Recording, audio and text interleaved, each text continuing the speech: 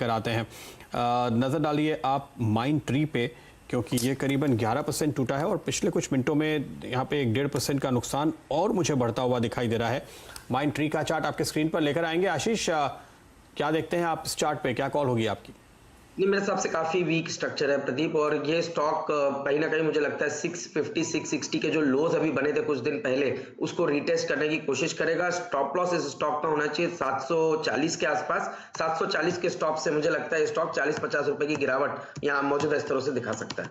और अभी इनफैक्ट अगर आप इंट्राडे के लिहाज से देखें तो एक ब्रेकडाउन नजर आया, इस वजह से ये मेरे रडार पर आया और अब यहाँ पर आपको गिरावट बढ़ते हुए दिखाई देगी माइंड ट्री के काउंटर पे। ऐसे भी यहाँ पर वीकनेस गहराती हुई। कल के ट्रेड में भी ये काफ़ी तेज़ी से टूटा था, आज गैप डाउन हुआ और अब फॉलो ऑन सेलिंग यहाँ आप आते हुए दिख रहे हैं। प्रदीप जी, एक खबर सुबह से स्पाइस जेट पर यह भी चल रही है कि एक कैनेडियन प्लेन मेकर हैं जिन्होंने इस कंपनी को सू किया है। अमाउंट बहुत ज़्यादा है, मैं उसका नाम नहीं लूँगा क्योंकि वो अननेसेसरीली एक अनरीजनेबल प्रेशर बन जाता है। लीगल केस है, कई साल चलेगा, लेकिन सेंटिमेंट फ़िलहाल आपको बिल्कुल ध्वस्त होता हुआ दिखेगा स्पाइस जेट के स्टॉक पर। कुछ कारण उनके अपने बनाए हुए हैं कि उन्होंने इंटरनेशनल ऑपरेशंस कुछ समय के लिए रोक दिए हैं, और बाकी ये है कि पूरा इंटरनेशनल और एविएशन स्पेस जो है वो परेशानी के दौर से गुजर रहा है। कुछ वायर एजेंसीज की आज खबर थी कि लगभग $1 बिलियन का रेस्क्यू पैकेज एविएशन सेक्टर को दिया जाएगा। वो कितना सच है ये तो बाद में ही पता चलेगा, लेकिन एक दिन पहले सरकार ने जेट फ्यूल पर जो सेंट्रल टैक्सेस लगते हैं उनमें कुछ फेरबदल किए थे, कुछ कम किए थे, ताकि कम से कम जो फ्यूल बिल है 2 या 3 एविएशन या 4 एविएशन कंपनीज का, वो इस बुरे समय में कम होता हुआ दिखे। बाजार में इस वक्त गिरावट जो है वो बढ़ती हुई आपको दिख रही है। 163 पॉइंट नीचे फिलहाल आपको निफ्टी ट्रेड करता हुआ दिखेगा 8305 पर। और एक बड़ी अच्छी बात फिलहाल हमारे साथ स्टूडियो में हुई है कि यतिन जी जो 2 या 3 दिन से, या मेरे ख्याल से 1 हफ्ते से बिल्कुल छुपे छुपे घूम रहे थे ऑफिस में, वो अब आपको स्टूडियोज में दिखे। बुल्स मैदान में आ गए ना जो ऑफिस। बताइए यतिन जी। तो बुलिश होने की कोई बात नहीं है प्रदीप। जो राय हमको डीलिंग रूम से आ रही है कि ये मार्केट बाय ऑन डिप्स की बदली सेल ऑन राइज वाला हो गया है। तो ऊपरी स्तरों पे हमको ये दिख रहा है कि जैसे ही मार्केट बाउंस करता है थोड़ी बहुत बिकवाली आ जाती है। तो स्टैंड्स अभी डीलिंग रूम का वही है कि सेल ऑन रैलीज, जो ऊपरी स्तर आपको अगर दिखें और कोई स्टॉक में आपको प्रॉफिट या हल्का फुल्का लॉस बुक करने मिले तो बुक कर लिया जाए।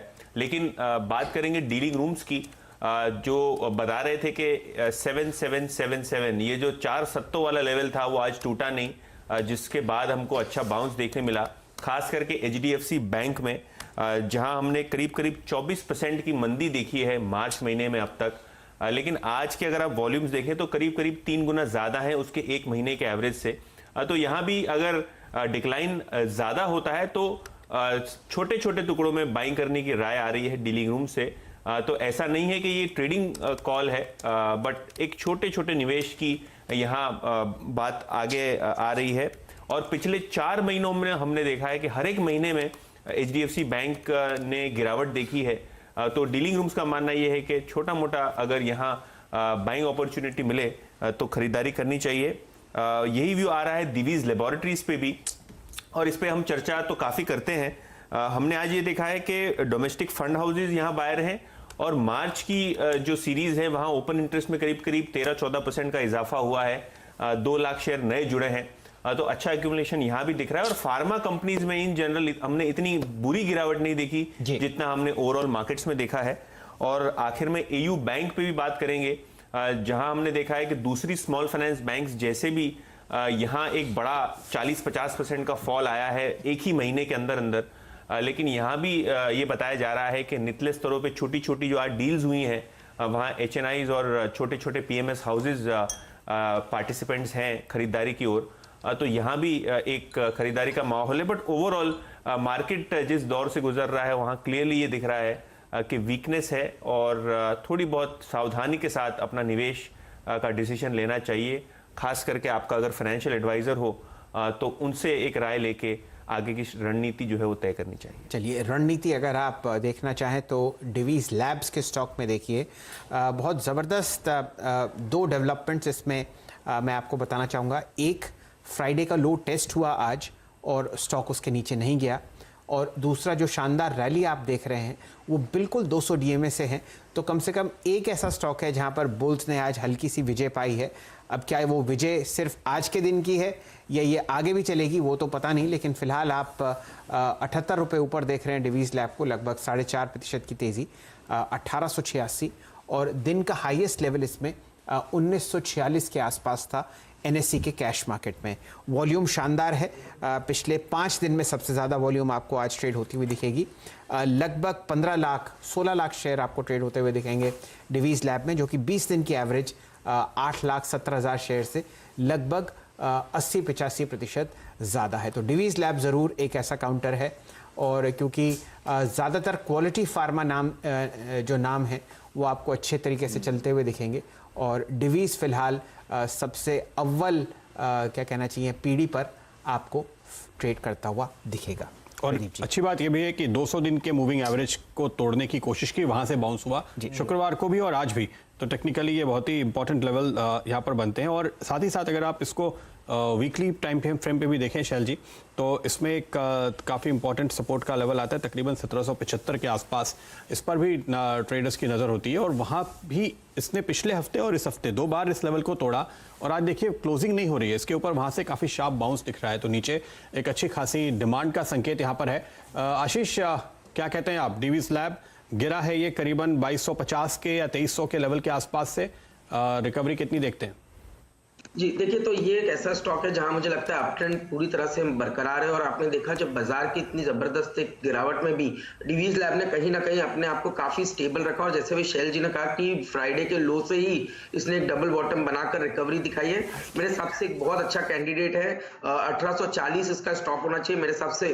2050 2100 की जगह डिवीज़ लैब में बनती है। और एक और स्टॉक जो फार्मा स्पेस में हमें अच्छा लगता है वो है एबॉट। तो डिवीज़ और एबॉट ये 2 स्टॉक हमें लगता है अगर से आप फार्मा स्पेस में एक्यूमुलेट करें तो मुझे लगता है ये आपको बहुत ही अच्छे रिटर्न्स आने वाले समय में दे सकते हैं। दोनों ही स्टॉक हम लॉन्ग टर्म के नजर से भी अपने इन्वेस्टर्स को कंटिन्यूसली रिकमेंड कर रहे हैं।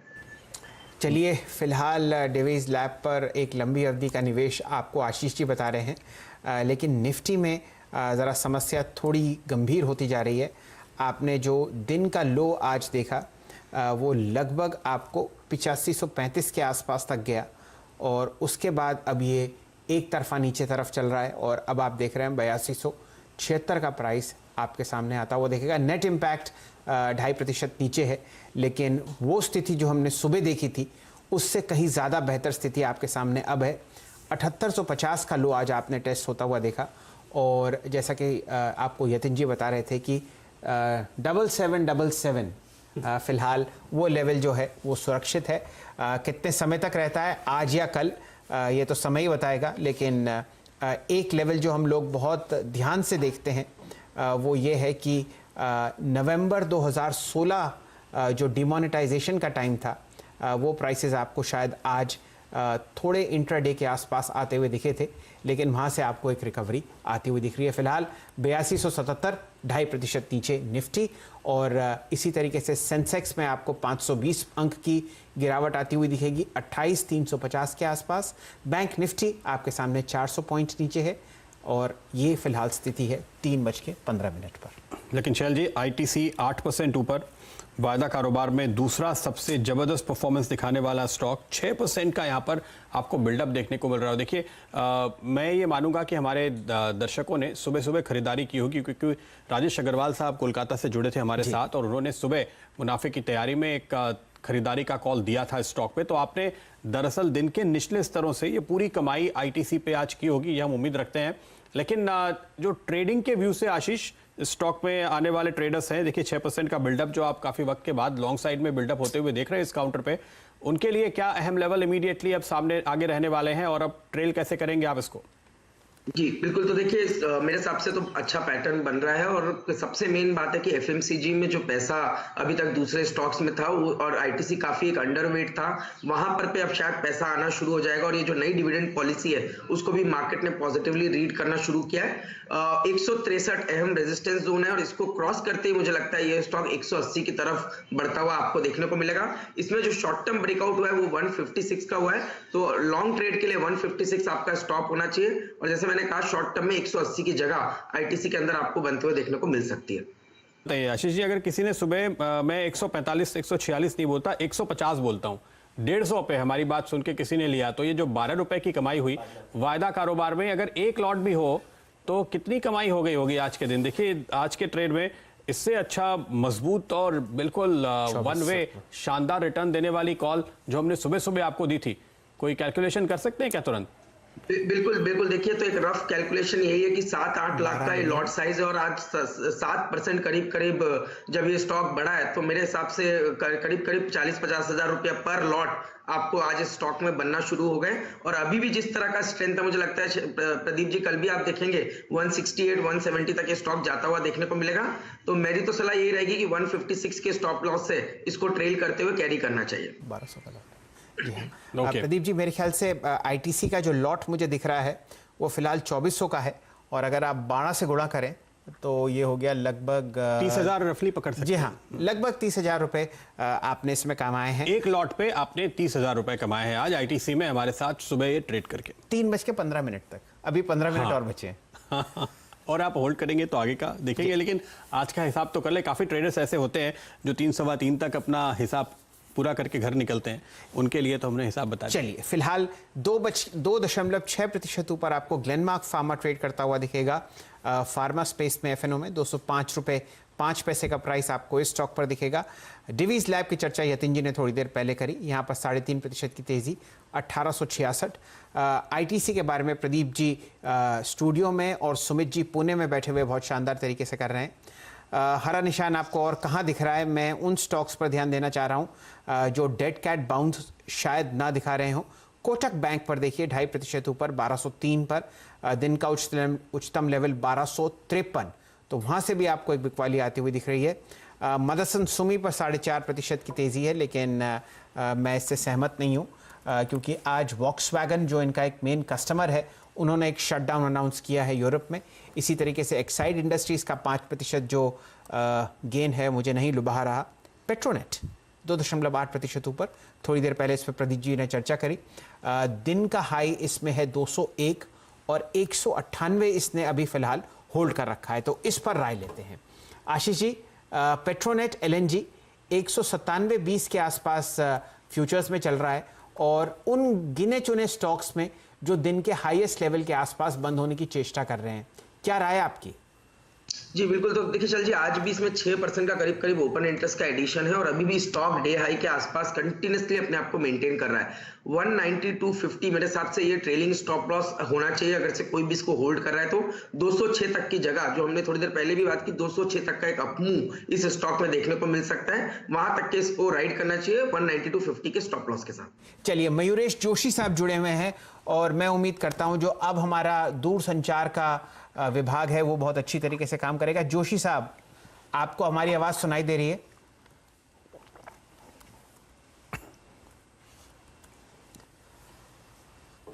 जोशी साहब को हमारी आवाज सुनाई दे रही है, लेकिन उनकी आवाज हमें नहीं सुनाई दे रही और इसके लिए बहुत माफी। लेकिन क्या हो सकता है, पूरी इकोनॉमी ही उथल पुथल के दौर से गुजर रही है और टेलीकॉम कंपनीज को ही क्या राय आप कह सकते हैं। और कहाँ ध्यान जा रहा है? नेशनल एल्यूमिनियम पर थोड़ी देर पहले प्रदीप जी ने एक प्रश्न पूछा था, लगभग 1.25% गेन जो है ये अपने घर की तरफ ले जाने की चेष्टा कर रहा है, 30 रुपये 15 पैसे। आप बेरिश हैं चतुर्मोता साहब मेटल स्पेस पर, लेकिन नेशनल एल्यूमिनियम को आप किस हिसाब से देख रहे हैं? डिविडेंड यील्ड बहुत शानदार इस कंपनी पर और फिलहाल आपके सामने 1.3% ऊपर। जी देखिए सोशल जी, इसमें लास्ट 2 हफ्ते का अगर से मैं इसका डेटा देखूं तो ये स्टॉक करेक्शन बिल्कुल नहीं कर रहा है। इनफैक्ट इसने एक रेंज में अपने आप को ट्रेड करना शुरू कर दिया 28 से 30 की रेंज में, और आज भी हम देख रहे हैं ओपन इंटरेस्ट फ्लैट है, जो एक्टिविटी फ्लैट है, इसका मतलब है कि अभी तक के शॉर्ट कवरिंग भी इसके अंदर शुरू नहीं हुई है। तो मेरे हिसाब से 28.50 एक अहम सपोर्ट जोन होना चाहिए। मूव कहां से शुरू होगा? मेरे हिसाब से 31 रुपए 50 पैसा वो लेवल है जहां जिसको क्रॉस करते ही इस स्टॉक में एक शॉर्ट कवरिंग होगी, और तो 31.50 का वेट कीजिए। 31.50 के ऊपर निकलते ही 34 रुपए 50 पैसे तक का मूव इसमें देखने को मिल सकता है। अभी मेरे हिसाब से एक रेंज के अंदर में ये ट्रेड कर रहा है। अच्छा प्रदीप जी, आपने एक स्टॉक पकड़ा था NIT टेक और वहां आप देखिए कि जो गिरावट है वो आपको बढ़ती हुई दिखेगी। जो बाउंस बैक दिख रहा था इंट्राडे वो शायद आपको कम होता हुआ दिखेगा और आपने 1100 का प्राइस देखा था, वहां से स्टॉक लौट कर अब आपको 1027 की तरफ बढ़ता हुआ दिख रहा है। इस पर एक सेल कॉल जनरेट हुई थी और देखते हैं किस हिसाब से ये कहाँ बंद होगा। ये आपको कैश का प्राइस दिख रहा है, स्थिति और दयनीय आपको फ्यूचर्स में दिखेगी, जहां आप लगभग 987 985 का प्राइस देख रहे हैं। तो ये कठिनाई के दौर से स्टॉक गिरता हुआ 11% नीचे अब 985 के आसपास फ्यूचर्स में ट्रेड कर रहा है। यहाँ पर सेलिंग प्रेशर और बढ़ता हुआ आपको दिखेगा। लोएस्ट लेवल दिन का इसमें था लगभग 905 और इस वक्त इसमें लगभग 10% ओपन इंटरेस्ट बढ़ता हुआ दिख रहा है गिरावट की ओर। बिल्कुल। एक स्टॉक शैल जी मेरे सामने आ रहा है, वो है आईसीआईसीआई सिक्योरिटीज, जिसने दिन का हाई निकाल दिया, आज का जो गैप था वो भर लिया। ये स्टॉक गिरा है अपने हाई से इस महीने के अंदर, पिछले 3 हफ्तों के अंदर 500 रुपए नहीं, 500 रुपए के हाई थे और वहां से आज का इसने लो बनाया 260, तो आधा हो गया। ये एक ऐसा सेगमेंट है, आज जब ये खबरें आई कि अमेरिका में वो फ्लोर बंद हो रहे हैं, तो हमने तो फ्लोर कब का बंद कर दिया। अब तो उस रिंग में कॉन्फ्रेंस हॉल बन चुका है बीएससी पे, और एनएससी में तो कभी रिंग ही नहीं बनी। बिल्कुल। तो जब हम सब कुछ ऑनलाइन करते हैं, और ये एक एक्टिविटी तो है जो चल रही है फिलहाल देश में, और ये स्टॉक आपको आधा होते हुए दिखाई दे रहा है। आईसीआईसीआई सिक्योरिटीज, मयूरेश जी हमारे साथ फिर से जुड़ गए हैं, एक बार कोशिश करें। मयूरेश जी, आवाज आ रही है आपको? तो आईसीआईसीआई सिक्योरिटीज पे एक राय दीजिए, उसके बाद इस पर आशीष चतुर्मोहता जी की राय लेंगे, क्योंकि उनका बड़ा पसंदीदा स्टॉक है ये। प्रदीप जी, बिल्कुल आवाज आ रही है। होप आपको मेरी आवाज आ रही है जी। बिल्कुल। नहीं तो आई थिंक जो ब्रोकिंग स्टॉक्स आप राइटली कहे हैं, आई थिंक जो ऑनलाइन का आई थिंक एक लहर आ चुकी है, और जो जितने आई थिंक कस्टमर्स आजकल ऑनलाइन ट्रेड करते हैं, I think it's quite a phenomena. दूसरी बात अगर मैं कहना चाहूँ तो आई थिंक इनकी जो यील्ड है, I think the yield has come off a tad bit, but it is better than a lot of discounters at play. तीसरा, आई थिंक अगर हम इनके आई बैंकिंग बुक और दूसरे बुक की भी बात करें, तो कहीं ना कहीं देयर इज स्टिल एक्सपेक्टेशन कि आई थिंक जो लार्ज डील्स रन अप हो सकती है, आई थिंक वो अच्छी तरह से रन अप हो सकती है। तो यस, आई थिंक जो आप लॉजिक बता रहे थे न्यूयॉर्क स्टॉक एक्सचेंज का, आई थिंक जियो रिंग की बात कर रहे थे हम, क्लोज हो चुकी है। आई थिंक अपने security players are not affected with that. तो बिल्कुल बिल्कुल सहमत हूं आपके व्यू के साथ। तो चार्ट पे एक बार आशीष जी नजर डालिए, आप क्या कहते हैं? बिल्कुल। तो देखिए, वापस एक बहुत इंपॉर्टेंट सपोर्ट जोन के पास आ चुका है, क्योंकि आपको ध्यान होगा तो इस स्टॉक ने जो रैली शुरू की थी वो 285-300 से ही शुरू की थी, और ऑलमोस्ट आज जो लो बना वो भी करीब करीब 262 का बना। तो जहां से रैली शुरू हुई थी और जहां वहां से स्टॉक 500-550 तक गया था, उसके बाद ये डिप आया। मेरे हिसाब से एक अच्छा एरिया है जहां पर पे ये वापस एक बेस बनना शुरू होगा।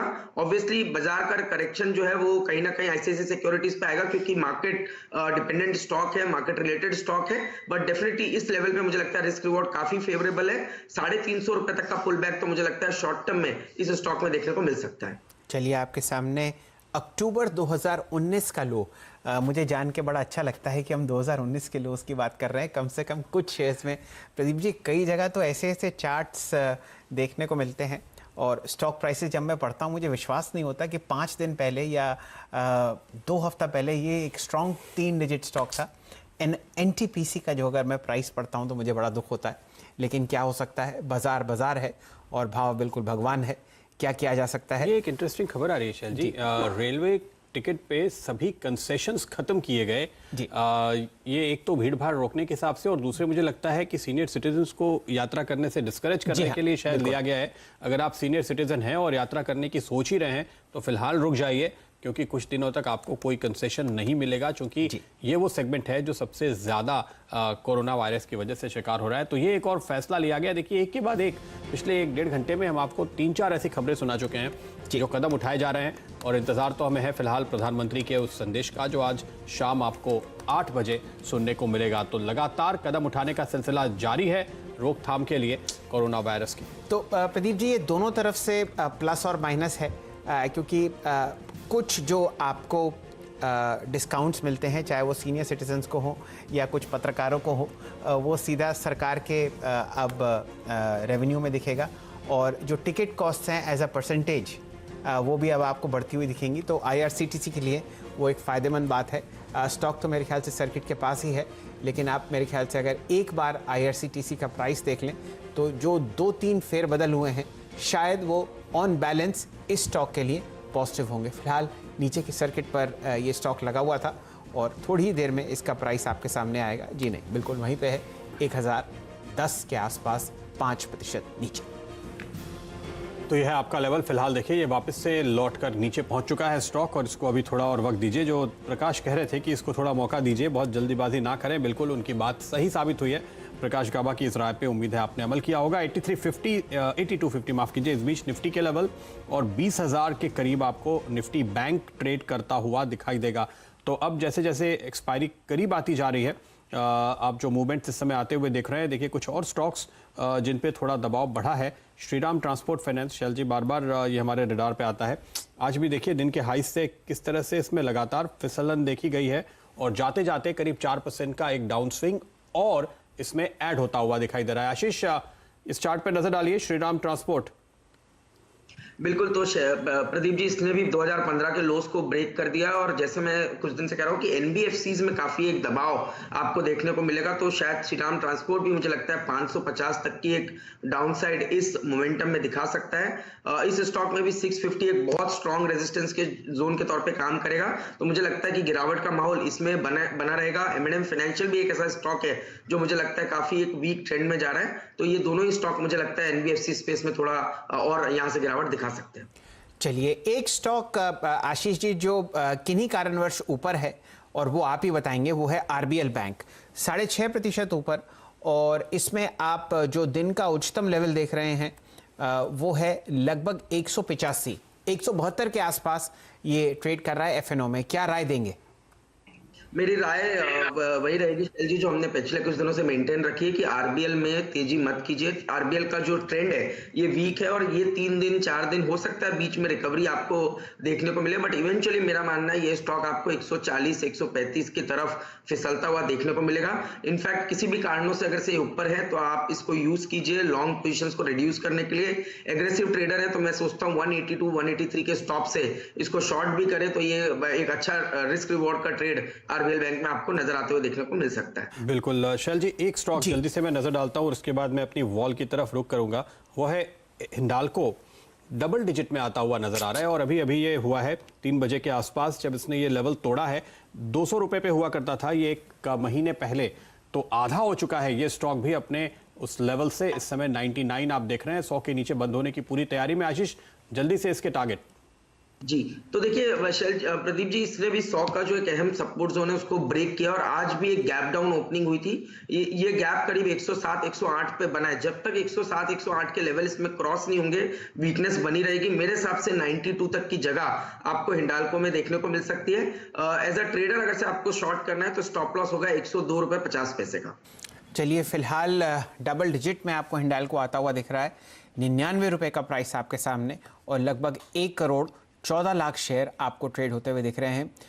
पिछले 2 हफ्ते में स्टॉक ने 50% अपनी मार्केट कैपिटलाइजेशन खोई है, और फिलहाल आपके सामने 3 डिजिट के नीचे ट्रेड करता हुआ हिंडाल्को।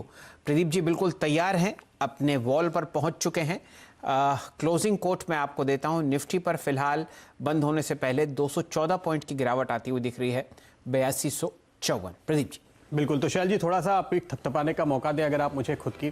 तो मैंने कहा था 8550 वो लेवल है जिसके ऊपर जाने पर ही बुल्स की जीत होगी, और देखिए हम उस लेवल के आसपास थे तब मैंने ये बात कही थी। 300 पॉइंट नीचे आप आ गए, तो बुल्स ने बेयर्स के पाले में बहुत अंदर तक घुस गए, शायद बोनस पॉइंट लेने की पूरी कोशिश की, लेकिन देखिए आखिर में भाग के उन्हें वापस अपने पाले में जाना पड़ रहा है। तो आज का मैच अभी भी बेयर्स के ग्रिप में है, ये हम कहेंगे। ₹75 के नीचे बंद हो रहा है, इतिहास में पहली बार। ये एक दूसरा सिग्नल है जिस पर आपकी नजर होनी चाहिए। ₹75.08 के लेवल है। हालांकि अभी मौका है, फॉरेक्स मार्केट खुला है अभी करीब 1.5-2 घंटे, तो देखेंगे क्या लास्ट मिनट इंटरवेंशन अक्सर होता है आरबीआई की ओर से। लेकिन जो पिछला लाइफ हाई था वो 74.49 था, तो नया लाइफ लो, माफ कीजिएगा, रुपए के नजरिए से अगर आप देखें तो वो आपको आज दिखाई देगा। आईटी इंडेक्स आपके सामने 3% टूटता हुआ नजर आया। बैंक इंडेक्स आपके सामने 0.25% ये भी टूटता हुआ नजर आया। 20,000 के लेवल थामने की कोशिश आखिर में जाते जाते। फार्मा इंडेक्स यहाँ पर आप करीब 1% की गिरावट देख रहे हैं। मेटल इंडेक्स में डायरेक्टर साहब जरूर लेकर आएगा, क्योंकि वहां पर भी हमने गिरावट आते हुए देखी है, खासतौर पर आखिरी मिनटों के दौरान। ये देखिए 5% नीचे ये इंडेक्स इस वक्त आपको ट्रेड करता हुआ दिखाई दे रहा है। मिड कैप इंडेक्स पे 4.5% की गिरावट है। एक नजर स्मॉल कैप, और फिर बात करेंगे उन स्टॉक्स की जिन पर आज के दिन खासतौर पे ट्रेडर्स की नजर रही और एक्शन देखने को मिला। 0.6%। ये देखिए स्मॉल कैप इंडेक्स की गिरावट आज आप देख रहे हैं, ये जो इक्वेशन है ये आपको यहाँ पे दिखाई देगा। चलिए स्टॉक्स लेकर आते हैं जिन पर आज खास तौर पे हमारी नज़र बनी हुई थी। आज के दिन डायरेक्टर साहब लेकर आइए वो स्टॉक्स। ये रहा भारतीय इंफ्राटेल 19% और टूटता हुआ। देखिए कल जब ये फैसला आया था सुप्रीम कोर्ट का, उसके बाद से वन वे गिरा है। कोल इंडिया 16%, जी 14%, एक दिन उछाल और उसके बाद पूरी बढ़त फिर से गवाई। मारुति 8-9%, हालांकि निचले स्तर से काफ़ी रिकवरी आई है, लेकिन फिलहाल हमारे सामने जो क्लोजिंग लेवल पर लोज हैं वो आपके सामने आते हुए दिखाई दे रहे हैं। फाइनेंशियल्स में जहां दबाव बढ़ता हुआ, इंडिया बुल्स हाउसिंग 36% गिरा है और 87 के लेवल आप यहां पे देख रहे हैं। सुबह हम यही बात कर रहे थे कि काफ़ी सारे स्टॉक्स जो 10-10% नीचे खुले हैं उनमें आप क्या करें, क्या वो और गिरेंगे? तो ये देखिए इंडिया बुल्स हाउसिंग वहां से और गिरा 35% नीचे फाइनली बंद होता हुआ नजर आ रहा है। दिग्गज बजाज फाइनेंस 11% नीचे, एम&एम फाइनेंशियल्स 12% नीचे, बजाज फिनसर्व 7.5% नीचे। ये काफ़ी सारे वो स्टॉक्स हैं इनमें जो नीचे से रिकवर भी हुए हैं, जैसे कि बजाज फाइनेंस आपके सामने है, लेकिन फिर भी ये नेट गिरावट और आखिर के घंटे में इन्होंने अपनी काफ़ी बढ़त को वापस से गंवा भी दिया है। तो आज का मुकाबला जो है आप देख रहे हैं काफ़ी उतार चढ़ाव भरा रहा। अशोक लेलैंड 26% टूटता हुआ ये स्टॉक आपको नजर आएगा। ये अपनी एक ग्रुप कंपनी में निवेश करने की बात कर रहे हैं जो शायद बाजार को पसंद नहीं आई। मारुति 9% नीचे, एम&एम, आयशर मोटर्स, हालांकि आयशर अब कुछ एनालिस्ट कॉन्ट्रा कॉल लेने की राय दे रहे हैं, लेकिन फिलहाल तो 5% नीचे ही आज की क्लोजिंग आपको होती हुई दिखाई दे रही है। क्लोजिंग बेल बजने का समय हो चुका है, तो आपके सामने आएगा आज निफ्टी का लेवल। आज ध्यान रखिए वीकली एक्सपायरी का दिन है, तो निफ्टी और बैंक निफ्टी प्रोविजनली इस लेवल पर एक्सपायरी दिखा रहे हैं। यह है 8270, नहीं मुझे लगता है 8230 वो लेवल होगा जहां पे ये फाइनली सेटल होगा आखिर के मिनटों की चाल को देखते हुए। और इधर देखिए आप निफ्टी बैंक 20,000 के आसपास, इसको 20,000 के आसपास सेटल होने की पूरी गुंजाइश दिख रही है। 20,000 के ऊपर निफ्टी बैंक शायद सेटल हो जाए, ये उम्मीद रखते हैं। वायदा कारोबार का हाल शैल? तो प्रदीप जी, नेल्सन का नंबर आपके सामने है 222 का नुकसान आपने आज आते हुए देखा पॉइंट्स में। निफ्टी पर 8,211 के आसपास ये बंद हुआ है। आज का कट 2.6% है। नॉर्मली इस कट अगर हम देखते हैं तो बहुत एडवर्स रिएक्शन देखने को मिलता है, लेकिन क्योंकि आज एक्सपायरी थी, आपने दिन का लो देखा लगभग 7,812 के आसपास, वहाँ से आपने एक अच्छी रिकवरी आते हुए देखी। और फिलहाल एडवांस डिक्लाइन रेशियो भी बेयर्स के कब्जे में है बहुत समय से। आज कोई अलग दिन नहीं, सिर्फ 31 ऐसे फ्यूचर्स जो हरे निशान में बंद हुए। 115 पर अभी भी बेयर्स का कब्जा बिल्कुल अच्छी तरीके से ठीक ठाक है। हीट मैप में देखते हैं कौन कौन से ऐसे फ्यूचर्स जहां पर बिल्डअप ऑफ लॉन्ग पोजीशन रहा। चर्चित रहा आज दिन भर आईटीसी, 6.6% की तेजी, ऑलमोस्ट दिन के उच्चतम लेवल पर तो नहीं, लेकिन बहुत ही बुलिश ट्रेंड में आपको आईटीसी आज बंद होते हुए दिखा है। ओपन इंटरेस्ट लगभग 10% बढ़ा है और 160 के आसपास आपको मार्च के आईटीसी फ्यूचर्स बंद होते हुए दिखेंगे। शानदार रैली, और इस रैली में आप बिल्कुल बरकरार रही दिन भर, ये एक बहुत अच्छी बात है। आरबीएल बैंक पर आपने आज हरा निशान देखा है लगभग 6% का। क्या ये कल कंटिन्यू करेगा ये तो समय ही बताएगा, लेकिन ये बहुत ही वीक बैंक है और यहाँ पर बहुत बिकवाली आप आते हुए देख रहे हैं, तो ये हो सकता है एक डेड कैट बाउंस हो। भारतीय एयरटेल आज 4.5% बढ़ा, 10% का आपने इसमें ओपन इंटरेस्ट की इजाफा देखा। डिवीज लैब शानदार रैली, आज इसमें 6% की इजाफा ओपन इंटरेस्ट में हुआ और 1866 के आसपास ये स्टॉक बंद हुआ। यतिन जी बता रहे थे कि काफ़ी एचएनआईज हैं जो इसको एक अच्छी दृष्टि से देख रहे हैं, और दो बातें हुई। 200 डीएमए टेस्ट हुआ डिवीज लैब में, और फरवरी का जो लो था, जो फ्राइडे का जो लो था वो नहीं टूटा, तो ये एक अच्छी बात है इस स्टॉक के लिए।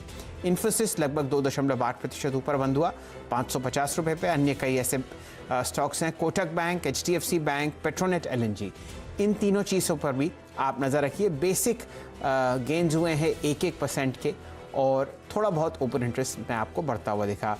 कहानी शॉर्ट बिल्डअप की ही है, हर तरीके से आपको यहाँ पर परेशानी और गहराती हुई दिखेगी।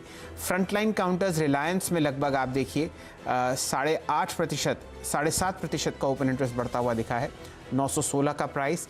एसबीआई आज 5% नीचे बंद हुआ 202 पर, 9.7% की आपने इजाफा देखा ओपन इंटरेस्ट में।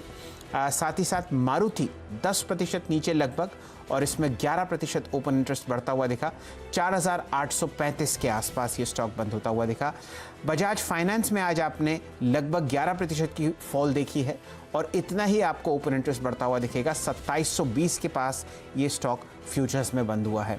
अगर बजाज फाइनेंस में 11% की गिरावट है तो चिंता नहीं करनी चाहिए कि अशोक लेलैंड 23% गिरा। जी हाँ, बिल्कुल सही बात है आपकी।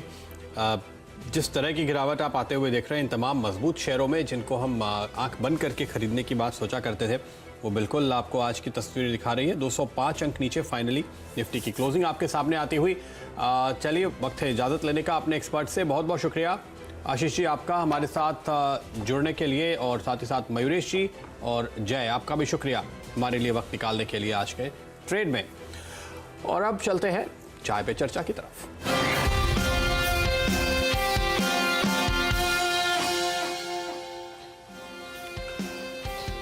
तो यह आज का स्कोर बोर्ड, और कमाई देखिए आप 3.5% की हेमंत ने की और नीरज ने की है 5.5 पौने 6% की कमाई आज के ट्रेड में आती हुई। आज हेमंत तो काफ़ी हद तक गेंदबाजी के तरफ ही थे। वो तमाम स्टॉक्स जिनमें आज इन्होंने शॉर्ट करने की राय दी, और नीरज की टीम भी आपके सामने लेकर आते हैं एक पर एक। ये रही बेचने की राय थी बीपीसीएल पे जो 11% नीचे है। ओएनजीसी, एमएनएम, ऑयल इंडिया 7 से 10% के बीच की गिरावट इन सभी स्टॉक्स में आती हुई आपको दिखाई देगी।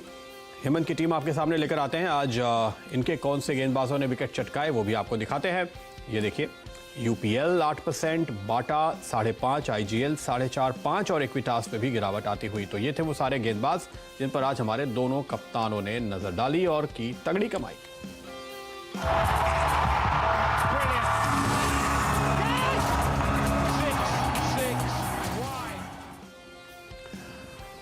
तो वक्त है फिलहाल हमारे लिए यहाँ पर एक छोटे से ब्रेक का, लेकिन ब्रेक के बाद लौटेंगे। चाय पे चर्चा जारी है, आप कहीं जाएगा नहीं।